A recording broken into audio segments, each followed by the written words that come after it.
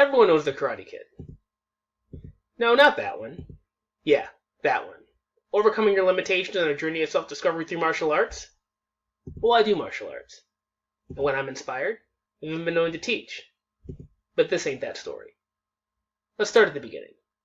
My girlfriend and I have been dating for a while now. We're at that awkward, is he going to give me a ring? Because I'm wasting the most valuable years of my life phase of the relationship. So I'm thinking, man, if I'm going to have a family here, what kind of traditions will I impart to the next generation? Then I had a great idea. Martial arts. See, my dad taught me martial arts when I was young. It changed my whole life. It gave us something we could share. Even now, we train and debate combat together. He's in his 60s, and he may not have the stamina and skill he used to have, but that old man strength is the great equalizer. It's like a superpower. He basically turned into a geriatric one-punch man. As you can imagine, my girlfriend, she was open to the idea. I mean, she seemed really excited. She's not really the type to be overly emotional about anything. She kind of played it cool, but I kind of knew we found our thing. Training began immediately. Me as the dutiful teacher, her as the diligent student. My car never looked better.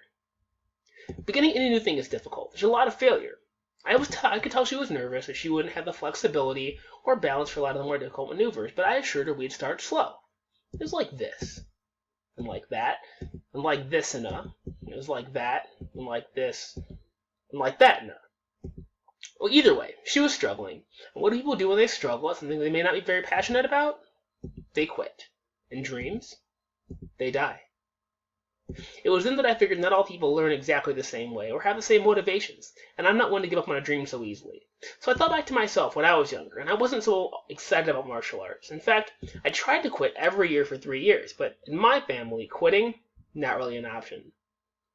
So I thought if I didn't like it, what really made me finally get with the program? Was it the cool kicks? Was it the hours of forms? Was it sparring? No.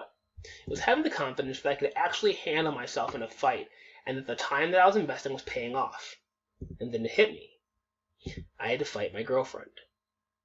So I convinced her to give it another try, and we were going to scrap the kung fu trappings and go straight to the heart of the matter. I tossed her the gloves. We set the rules. No punches to the face, taps to the head counts, gotta keep your hands up. Hands and feet are allowed, no ground fighting, but throws are legal. We'd fight for 3 2-minute rounds, and I'd be attacking, so if you want to survive, you gotta fight back, baby. We touched gloves. And it was on. Now, I wasn't trying to hurt my girlfriend. That could impact my life in ways that I really wasn't prepared to accept. But if she was going to learn anything, I had to turn up the heat. Boom, I tapped her in the head, right on the hairline. She's keeping her hands up, but not really moving her feet or her head, so I let her know. She throws a jab cross combo, and I slip it with ease. Now, I'm only using 60% of my speed and about 20% of my power, but she's telegraphing each punch so badly, even a blind man could get out of the way.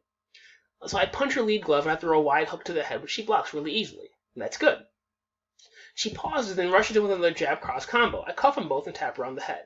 Basically, the first 2 rounds go about like that, so for brevity's sake, we're going to time travel a bit.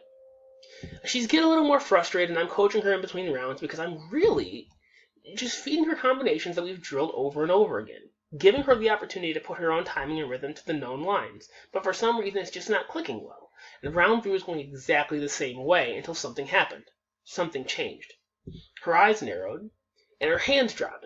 I lunged forward to tap her on the forehead, just like I had so many times before, just to remind her that her hands are dropping. But before I could make contact with her head, she shot forward with both hands, and she punched me in the chest. I mean, she hit me with her whole mass, and my 5'7" frame went airborne.